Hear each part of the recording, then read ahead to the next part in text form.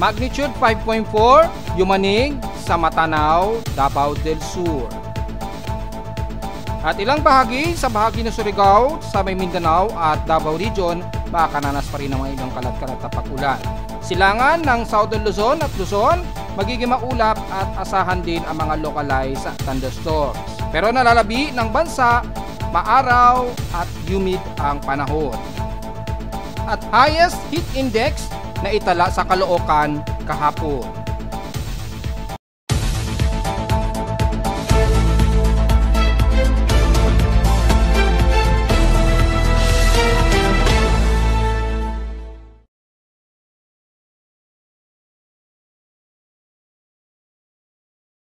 Hello, good morning mga folks. Welcome po muli sa ating Daily Weather Bulletin at Analysis para sa araw ng Martes, March 4, 2025. Ang oras nating boss may umaga ay alas 10:19 na ng umaga. Nakataas ngayon ang mga pagkulog at pagkidlat sa ilang bahagi ng Luzon, lalo na sa kanlurang bahagi ng Nodo Luzon. Ayan, may nadedetect ang aking lightning detection system ng mga 17 lightning strikes dyan sa baybay na Ilocos Norte hanggang Pangasinan sa baybayin sa may bandang boundary ng West Philippine Sea at South China Sea. At makikita po dito ay nakakaranas na mga ilang mga pag-ulan din ang bahagi ng baybayin ng kanluran ng Nodo Luzon at sa lalabing na bansa naman, especially sa may silangang bahagi ng Cagayan Valley at hanggang Southeastern Luzon ay maulap at nakakaranas din ng mga mahihina at katamtamang pang-ulan. Base na rin sa ating Doppler radar imagery ay kitang-kita naman po ang kaulapan na ito sa may bandang Polillo Island sa tilang bahagi ng Camarines Norte. Nakakaranas na mga ilang kalat-kalat at localized thunderstorms. Ingat po dahil biglaan po ang mga buhos ng ulan nito ngayong araw. So nakataas ngayon ang thunderstorm watch sa iba't ibang bahagi ng NCR base dito within 12 hours. So kasama na ang Metro Manila, Bulacan, Laguna hanggang Rizal na yan at Cavite ha. Sa may bandang Visayas naman, ang halos buong eastern sections at west portions ng Visayas, magmumula sa Negros Occidental, Iloilo, Guimaras, Antique, Capiz na yan, kasama ang Panay Island, buong Leyte, at buong Samar region na yan within 12 hours ang forecast. When mas madalas uulanin o makakaramdam ng mga ilang kalat-kalat na pag-ulan at may mga pagkulog at pagkidlat dyan sa buong silangan ng Visayas at Mindanao pa rin ha. So sa Northern Luzon pa rin ay nakakaranas ang Ilocos Norte ng mga localized thunderstorms. Well, kitang-kita naman sa ating lightning detection system. Kasalukuyan nakakaranas ng mga localized thunderstorms. So matik na po yan mga folks sa kabilang na ang bahagi ng Cagayan na naka-forecast din within 12 hours. Well, normally na yan dahil kapag sobrang tindi ng ating alinsangan at pagdating ng hapon, nagsasaturate po yung water vapor at nagbubunsod po yan ng mga pagbuhos ng ulan na may kasabay na localized thunderstorms. Sa ating current conditions, meron tayong magnitude 5 earthquake na detect. Tatalakay natin yan maya-maya sa Ulat Tindol ha. Diyan yan sa may bandang Mindanao, sa may bandang Davao del Sur. Tatalakay natin yan maya-mayang konti. Pero sa ating weather current conditions, meron tayong overcast, gloomy at haze at few clouds po. So maalinsangan na po, umiiral dito sa amin. At mataas ang dew point, meaning malagkit-lagkit na ang aming pakiramdam dito. Ayan o, dew point 26 degrees, napakataas na. Meaning ay humid, hot humid po ang nararamdaman namin dito. So makikita sa pinaka outside temperature namin, naglalaro, nasa 30.9 degrees Celsius. So medyo mataas ang heat index, nasa 38.9 degrees Celsius na kaagad. So ang pakiramdam sa amin dito sa Caloocan, 44 degrees Celsius na po ang katumbas niyan. Sa lowest temperature na itala na weather station kaninang 6:24 AM, nakapagtala kami ng lowest na 27.8 degrees Celsius. Kahapon, pinakamataas na inaitala namin ngayong month of March na mabot sa 34.6 degrees Celsius. Kahapon ito na tanghaling tapat at 12:07 PM. Lumalabas, pinakamataas na ito na nai-record so far sa loob ng 3 buwan. Highest temperature na namin yan na itala so far. Maging ang heat index, pinakamataas na rin ang naitala namin kahapon. Ayan o, mabot sa 45.8 degrees Celsius ang highest heat index sa amin.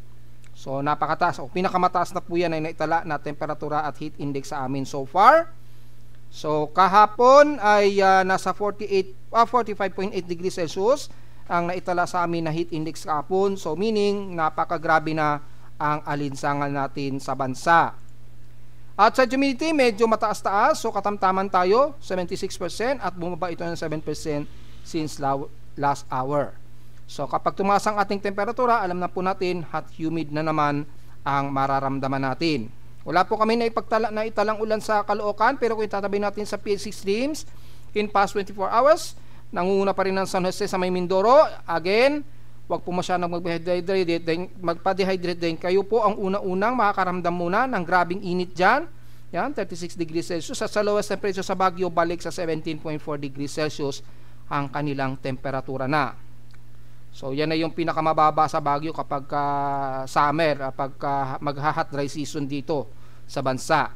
Sa Inulan naman, ang Biraca Tanduanes, nakaranas sila ng grabing ulan, 82 mm na total rainfall. At wala nga po kaming naitalang pag-ulan sa Caloocan so far. At sa ating outside humidity 75% at atmospheric pressure 1010 hectopascals, steady ito since last hour. Sa high tide and low tide status natin, medyo pa high tide pa lamang po tayo, may 2 hours and 32 minutes pa. Silipin natin kung aabot ba sa mahigit o kahit man lang 1 meters ang taas. 0.8 meters pa rin ang pinakamataas, so walang masyado magiging problema. Pero medyo alanganin na ito na mag-iisang metro. So medyo mataas yan mamaya.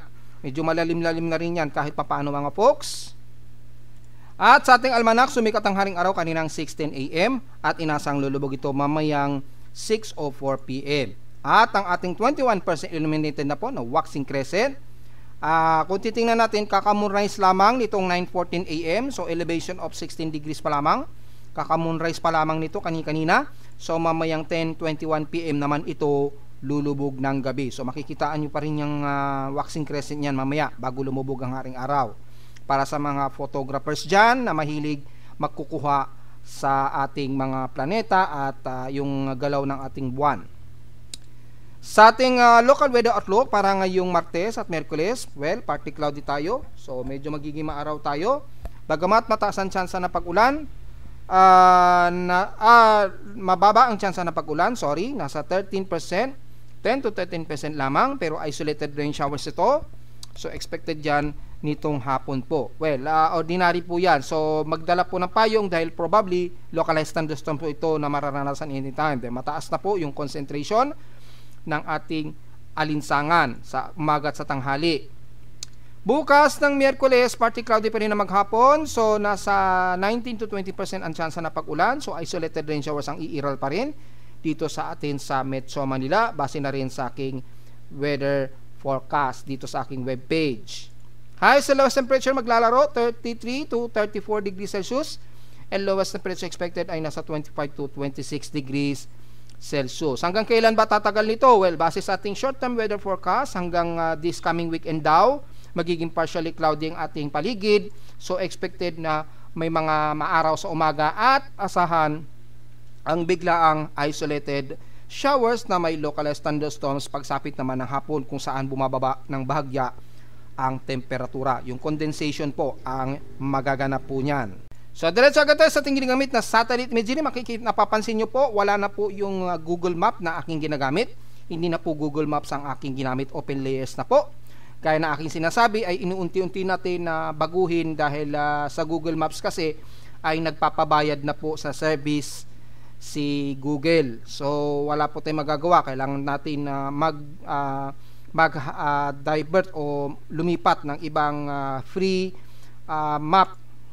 So, napagtsagaan natin na matapos so far at under beta observation. So far, stable naman siya at halos walang nagbago. May nadagdagan lamang yung selection map para sa gustong iba't ibang lightning effects ng background kung gusto. Pero nanatili pa rin yung adjustment na opacity natin at selections. Ayan. So, mas maganda po. Pwede rin ma-full screen para sa gustong mas makita ang pinakadetalye at mapapansin po natin dito sa satellite imagery courtesy of Japan Meteorological Agency direct mismo sa Himawari 8 satellite ay maulap ang silangang bahagi nga po ng Northern Luzon hanggang Southern Luzon, especially sa may bandang Bicol region. Ma-zoom pa natin at mas nakikita natin ng detalye yung mga lugar na nakakaranas ng maulap at maulan. Well, ang Cagayan Valley po, kasama na ang bahagi ng dyan sa may bandang Quirino, yan, Aurora Region, pababa na yan ng Quezon Province, kasama na ang Camarines Norte and the rest ng Bicol Region. Nakakaranas sila ngayon ng mga kalat-kalat na pag-ulan na may mga localized thunderstorms ang inaasahan. Lalo na po dito sa bahagi ng Bicol Region, kasama na ang Legazpi, Sorsogon, and the rest ng Camarines Sur. So partly to mostly clouding umiiral sa inyo dyan, at may mga ilang areas na medyo nagiging katamtaman ang lagay ng panahon, especially sa may bandang Iriga hanggang Albay area. So isolated rain showers ang asahan ninyo dyan at mga localized thunderstorms. Sa nalalabi po ng buong Mimaropa area, katamtaman na lagay ng panahon, so mas mainit pa rin ang mararamdaman ninyo dyan kung sisilipin natin yung temperature contour map, ay nanatiling mataas na kaagad ang temperatura sa buong occidental, sakop na rin ang oriental Mindoro. Dito rin sa may bandang Ilocos Norte, mataas din sa Pagudpud Ilocos Norte ay mas mataas ngayon ang temperatura nila dyan. So umaabot na sa mahigit sa 38 degrees Celsius, 34 to 37 degrees Celsius ang pinaka-temperatura nila dyan. So nagsasabay sila ngayon kay Mindoro area. So wag po masyadong magbibilad at magpa-dehydrate dahil grabe ang init sa inyong mga lugar. So mula naman sa buong bahagi ng Palawan area ay magiging katamtaman din at maaraw ang inyong panahon ngayon dyan. So moderate and fairly weather. Ingat na lamang sa biglaang isolated rain showers just in case, pero mababa naman ang tsansa nito, mga 12% to 13% lamang yung forecast. So most generally fairly weather tayo dyan sa buong Palawan, at the rest naman ng Southern Luzon, katamtaman ang lagay ng panahon sa inyo dyan, at may mga moderate at mga ilang isolated lamang na maaring ulanin sa inyo dyan. So mula dyan sa bahagi na yan ng Southern Luzon, kasama na ang buong Masbate at Romblon area, at pagpasok naman ng buong Visayas ay magiging moderate din at maulap ang ilang bahagi ng kanluran at sentro ng Visayas. Pero kung mapapansin natin dito is mga mas maaraw ngayon at humid ang inyong panahon ngayon dyan. Malinilan ng mga isolated rain showers ang maaaring umiral, especially ng mga taga Leyte, Southern Leyte at the rest ng Eastern Samar Region.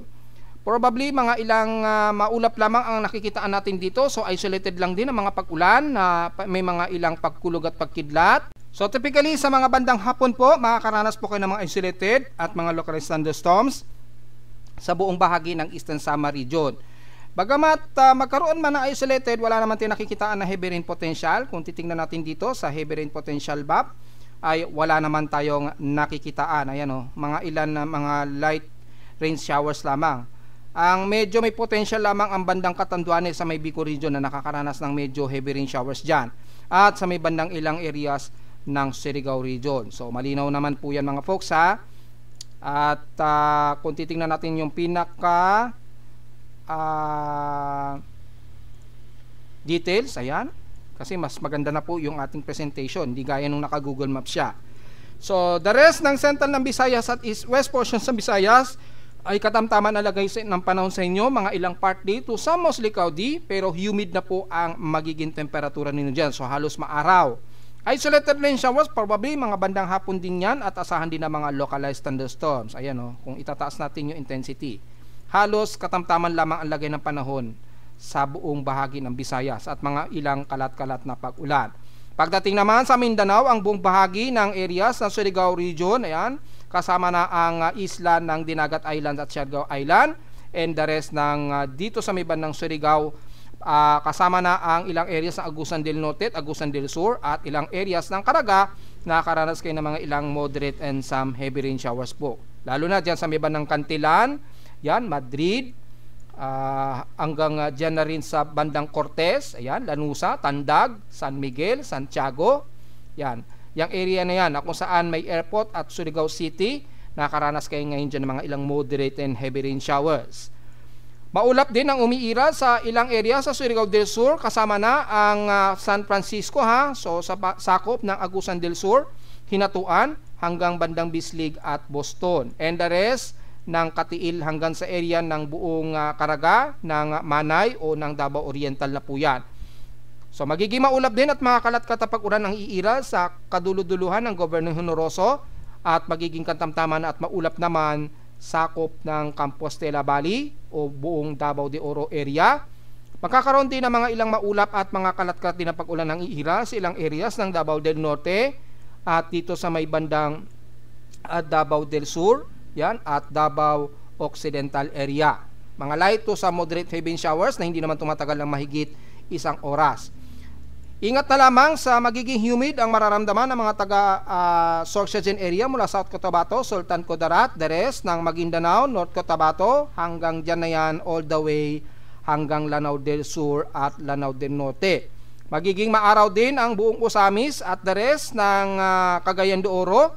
Mga partly cloudy lamang to, mostly cloudy iiral sa ilang areas ng Camiguin, Misamis Oriental, hanggang dyan na yan sa sentro ng Mindanao ng Bukidnon.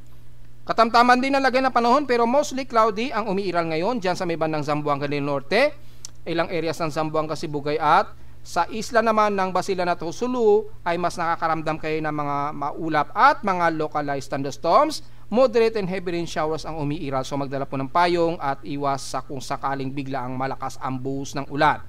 Maulap ang buong bahagi ng Zamboanga del Sur at Sibugay, so be ready na lamang sa payong sa mga magiging isolated rain showers. Pero generally, moderate ang lagay ng panahon sa inyo dyan hanggang sa Sorsogon area.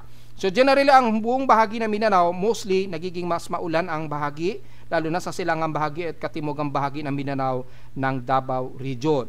Pero sa buong nalalabing naman sa katamtaman naman ang lagay ng panahon at mostly maaraw sa bandang kaluran pa rin ng ating bansa. So kitang-kita naman natin na dito ay mostly umiiral yung ating easterlies.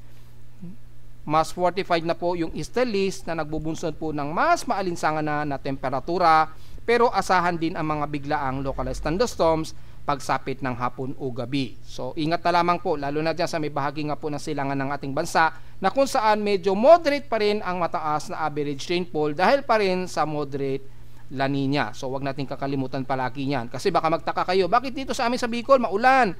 Bakit dito sa amin sa may bandang Samar maulan? Tsaka sa may bandang Surigao maulan?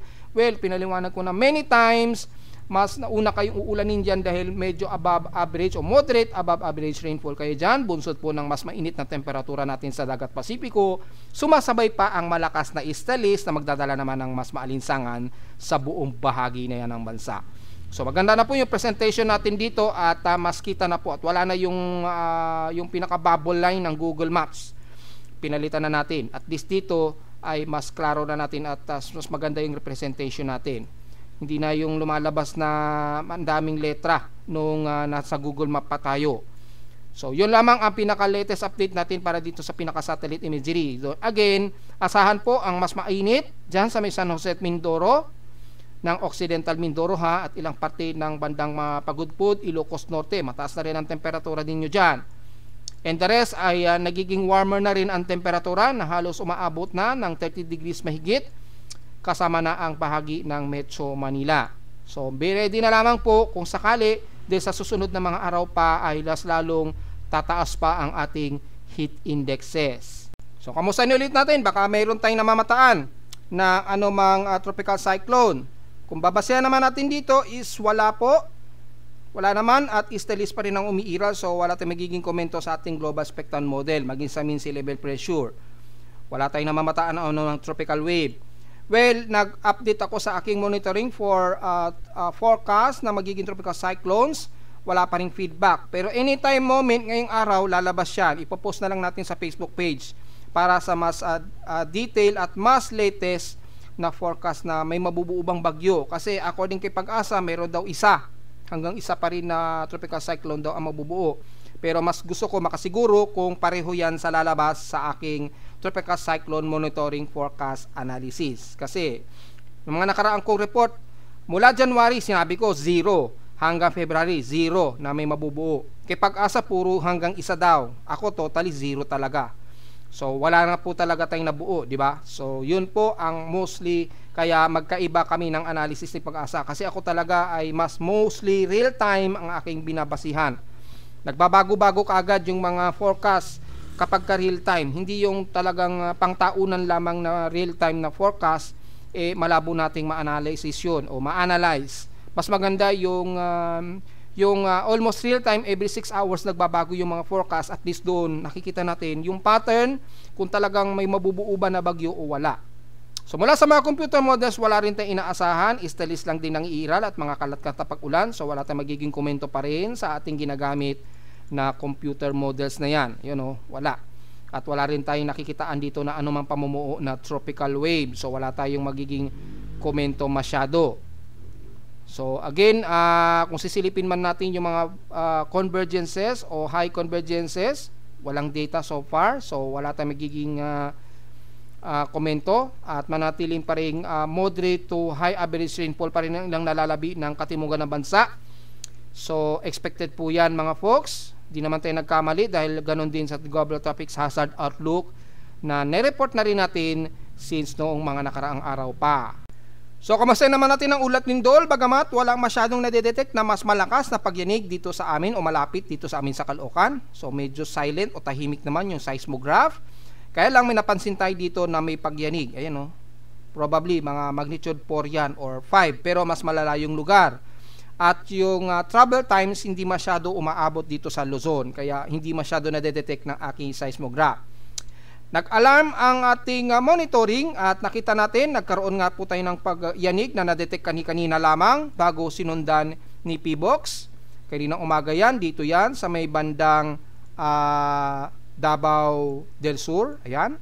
Kung titingnan natin kay PBOX, yan ay sa may bandang southwest ng Matanao, Davao del Sur. Naganap yan kaninang 9:42 AM, kanina lamang, na may magnitude 5.0, na may epicenter depth of 15 km ang lalim. So intensity 1 to intensity 2 ang naramdaman dyan sa paligid niya ng Davao del Sur. Hopefully walang nagkaroon ng ilang crackings o damages sa inyong mga structure. Pakisilip na lamang po sa ating mga local government dyan. Baka nagkaroon ng mga cracks dyan kahit na ito ay medyo mahina.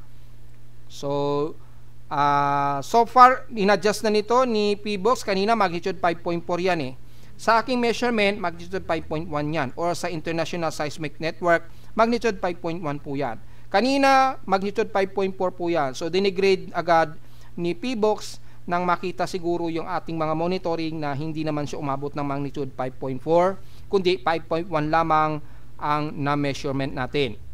So sa paligid na yan, ano bang fault line na apektado dyan, yung gumalaw? Well, base na rin sa ating toggle fault lines, malamang gumalaw ang Magsaysay Malalang fault. Ayan, downthrown po yan. So ibig sabihin reverse slit type po siya, reverse pailalim. So makang gumalaw ito pailalim na bahagya na nagdulot po ng jolt dito sa paligid niya ng bandang Asbag River o bandang San Miguel, na kung saan yung epicenter niya sa may bandang Matanao, Davao del Sur. So malamang intensity 1 to intensity 2 ang naramdaman ng mga kababayan natin dyan. Hopefully wala namang masyadong structure. Nagawa na sana ninyo yung mga earthquake drills natin. Hanggang dyan sa may bandang Digos at ilang areas ng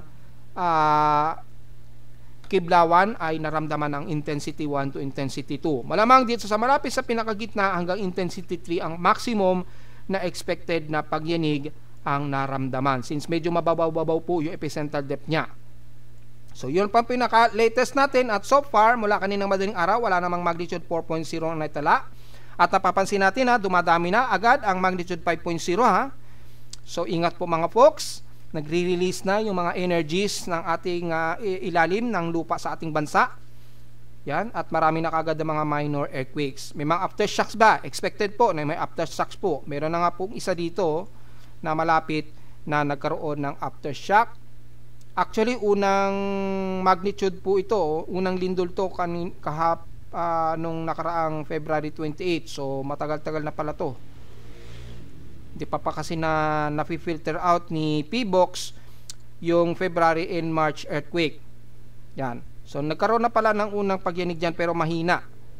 At lumakas lang kaninang umaga lamang. At narito naman ating 3-day weather forecast para sa araw ng Martes, March 4, 2025.